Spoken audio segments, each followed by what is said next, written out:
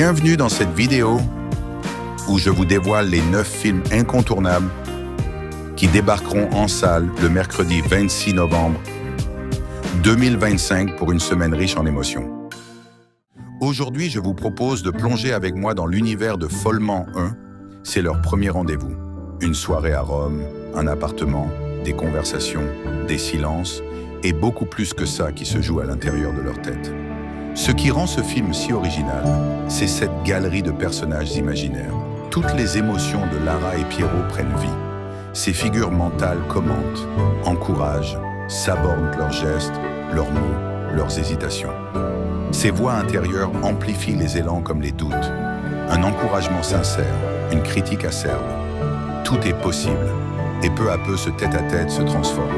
Ce n'est plus seulement un premier rendez-vous, mais un véritable cheminement émotionnel vers une possible connexion. Follement 1 promet d'être plus qu'une simple comédie romantique. C'est un voyage au cœur de l'esprit humain, une exploration de l'amour vu de l'intérieur. Si ce film vous intrigue, n'hésitez pas à le découvrir en salle dès le 26 novembre 2025. Et si vous aimez ce type de vidéo, pensez à vous abonner, commenter et partager pour que d'autres découvrent cette pépite. Aujourd'hui, je vous propose le résumé du thriller Hell in Paradise. L'histoire débute à Marseille, où Nina, une jeune femme pleine d'espoir, décide de quitter sa vie quotidienne pour tenter sa chance aux Maldives. Elle décroche un poste de réceptionniste dans un hôtel luxueux, convaincue qu'elle va trouver là un nouveau départ, une vie meilleure. Une tragédie inattendue survient dans l'hôtel. Elle est prise dans un engrenage de mensonges et de manipulations.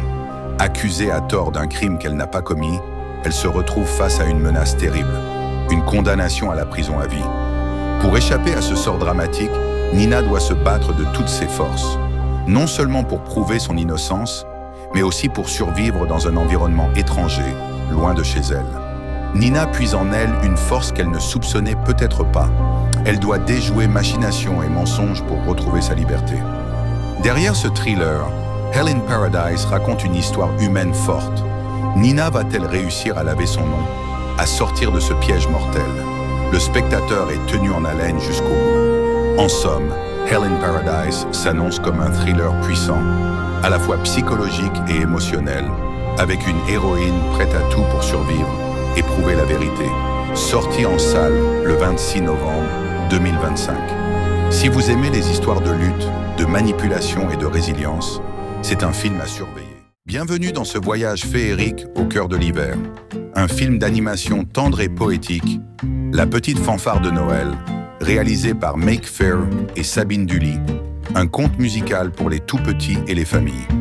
Imaginez un paysage en blanc, recouvert de neige, où le silence semble se poser doucement. Mais loin d'être vide, ce silence est vivant. Bientôt, 1000 sons vont éclore.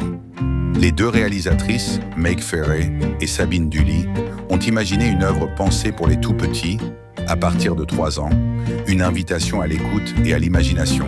Et parce que le silence peut être rempli de musique, ce film nous rappelle que la magie de Noël ne commence pas seulement avec les cadeaux, mais avec les sons, les chants et l'amitié. La Petite Fanfare de Noël, dès le 26 novembre. Le 26 novembre 2025 marque la sortie en salle du film bouleversant La Voix de Hind Rajab, réalisé par Kauter Ben Hania. Un récit à la fois simple et profond, qui puise dans un enregistrement réel pour faire entendre la voix d'un enfant disparu. Le film raconte les derniers instants de Hind Rajab, une fillette palestinienne âgée de 6 ans. Le 29 janvier 2024, alors qu'elle est coincée dans une voiture à Gaza sous les tirs, elle appelle les secours du Croissant Rouge. Ses suppliques, ses peurs sont enregistrées. La violence, ici, se fait entendre à travers la bande audio. Les secours, incarnés par des acteurs, répondent en temps réel à la détresse de l'enfant.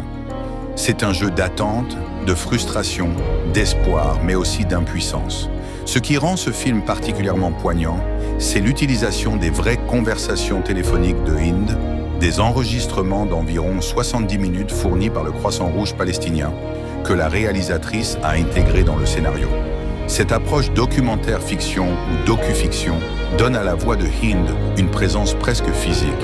C'est elle le personnage principal, même si elle n'apparaît pas à l'écran.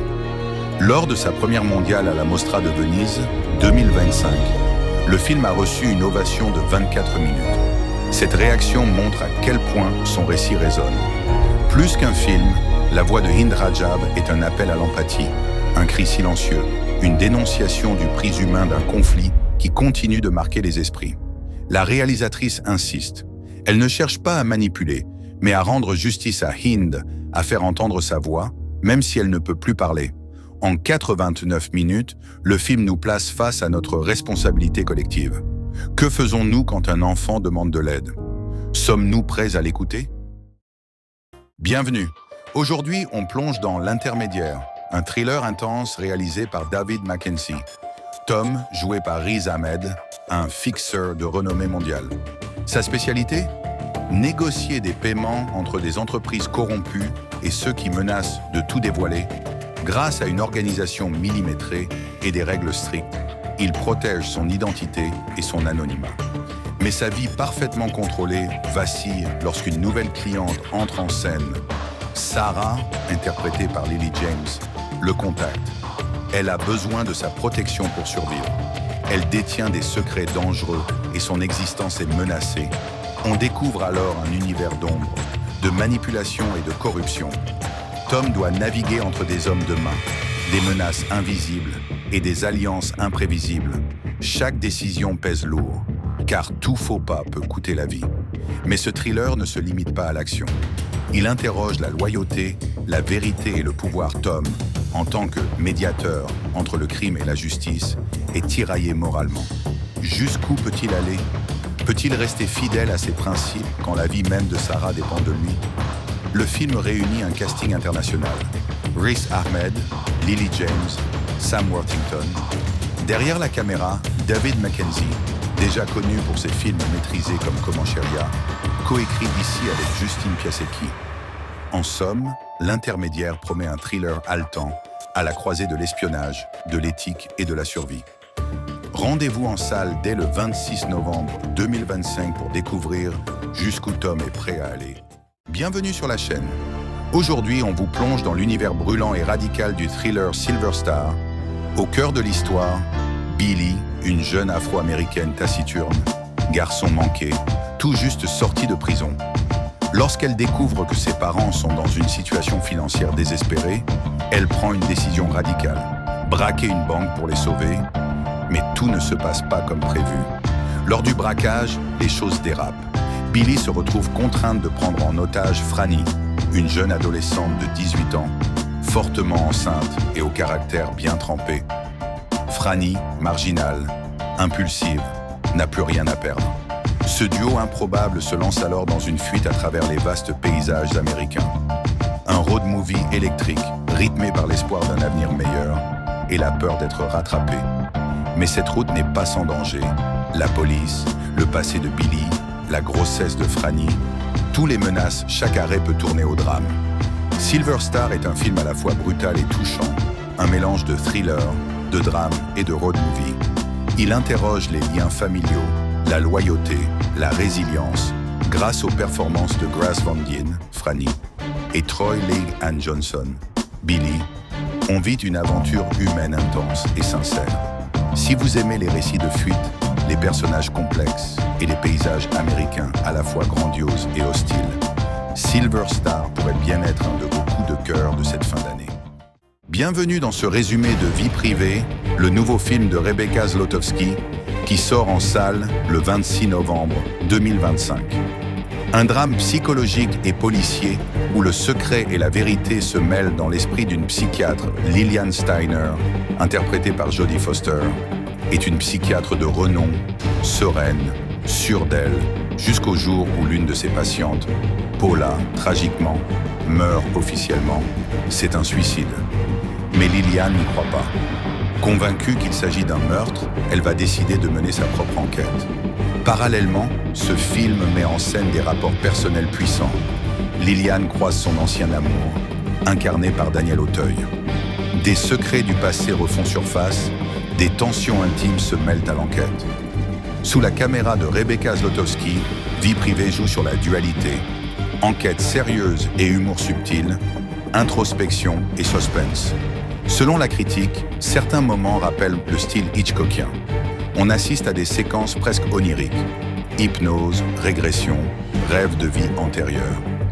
Liliane explore sa psyché autant que celle de sa patiente disparue. Le film interroge les frontières floues entre vie publique et vie privée, entre mémoire et manipulation, entre ce qu'on raconte et ce qu'on tait. En résumé, Vie privée est un voyage dans l'esprit d'une femme, une quête de vérité où enquête policière rime avec exploration intime. C'est un film qui promet tension, émotion et surprise, porté par la performance puissante de Jodie Foster. Rendez-vous le 26 novembre 2025 dans les salles de cinéma pour découvrir ce thriller psychologique singulier. Bienvenue! Aujourd'hui, on vous emmène dans l'univers sombre, absurde et paranoïaque de Bugonia, le nouveau film de Yorgos Lanthimos qui sort en salle le 26 novembre 2025. Accrochez-vous, c'est un voyage déroutant entre conspiration, comédie noire et science-fiction. Bugonia nous raconte l'histoire de Teddy Gatz, interprété par Jesse Plemons, un homme profondément convaincu que le monde est gouverné par des conspirations extraterrestres. Il est accompagné de son cousin Dom, intellectuellement vulnérable, et tous deux élaborent un plan fou. Kidnapper Michelle Fuller, Emma Stone, une puissante PDG d'une multinationale pharmaceutique, car selon eux, elle n'est pas humaine, mais une extraterrestre de la race des Andromédiens. Ils l'enferment dans leur sous-sol, la rasent, croient que ses cheveux communiquent avec son vaisseau, la couvant de crème antihistaminique pour empêcher qu'elle n'émette un signal vers d'autres Andromédiens. Pourquoi Teddy croit-il si fort à cette théorie? Il révèle que sa mère, Sandy, Alicia Silverstone, a participé à un essai clinique mené par la société de Michel, Oxolite, et en est ressorti dans le coma Roger Ebert. Pour Teddy, ce n'est pas juste une cible, c'est un ennemi royal. Il est persuadé que Michel est une figure noble parmi les Andromédiens. Le film se déploie comme un huis clos psychologique. Teddy interroge Michel, la provoque, l'accuse. Bugonia n'est pas qu'un simple film de conspiration. C'est une satire mordante du capitalisme, de la biotechnologie, de la perte de sens et de la paranoïa moderne. D'après les critiques, le film est fou, imprévisible, mais aussi profondément pessimiste. Rotten Tomatoes. Entre la destruction écologique, les abeilles, les sociétés pharmaceutiques, la manipulation psychologique et la paranoïa extraterrestre, Bugonia nous force à questionner qui sont vraiment les monstres. En conclusion, Bugonia est un film dérangeant, brillant dans sa folie, mais à la fois tragique et terrifiant. Il ne prétend pas avoir des réponses, mais il met en lumière nos peurs les plus profondes. Le pouvoir des grandes entreprises, la marginalisation, la conspiration et l'aliénation. Si vous aimez les films qui secouent vos idées reçues, bienvenue dans cette vidéo, le nouveau film Disney attendu en salle le 26 novembre 2025. On retrouve Judy Hopps, Nick Wilde et un mystérieux serpent qui va semer le trouble à Zootopie. Après les événements du premier film, Judy Hopps, la courageuse lapine policière, et Nick Wilde, le renard rusé, sont maintenant associés officiellement. Mais leur partenariat n'est pas aussi solide qu'il y paraît. Pour régler leurs tensions, leur supérieur, le chef Bobo, les envoie dans un programme spécial, la thérapie de partenaires, menée par le Quokka Dr Fusby, interprété par Quinta Brunson. Là, les émotions refoulées remontent, malentendus, doutes, communication qui craque. Mais avant même qu'ils ne puissent vraiment se réparer, un nouvel élément bouleverse Zootopie. Gary the Snake, un serpent rusé et charismatique, incarné par Ke-Huy Quan. Son arrivée dans cette métropole dominée par les mammifères provoque rapidement des bouleversements. Judy et Nick doivent enquêter en infiltrant des quartiers inédits de la ville des zones reptiliennes, des marchés souterrains, des coins qu'ils n'ont jamais vus. Leur mission? Démêler le mystère autour de Gary, comprendre ses motivations et sauver l'équilibre de Zootopie. Au-delà du simple danger, cette enquête met en lumière la fracture dans leur relation. Ce n'est pas juste un vilain à arrêter, mais aussi la confiance mutuelle à reconstruire. Chaque rebondissement les pousse à se questionner, à grandir individuellement et ensemble, avec des séquences d'action, des chasses folles, des moments drôles, mais aussi des moments très touchants. Zootopie 2 promet une aventure plus large, plus ambitieuse et surtout plus intime. Le 26 novembre, préparez-vous à redécouvrir Zootopie et à voir ce duo légendaire tester les limites de son amitié. Merci d'avoir regardé ce résumé. Si tu veux une analyse plus poussée ou un breakdown des personnages, dis-le moi en commentaire. Et n'oublie pas, abonne-toi pour plus de vidéos sur les films à venir.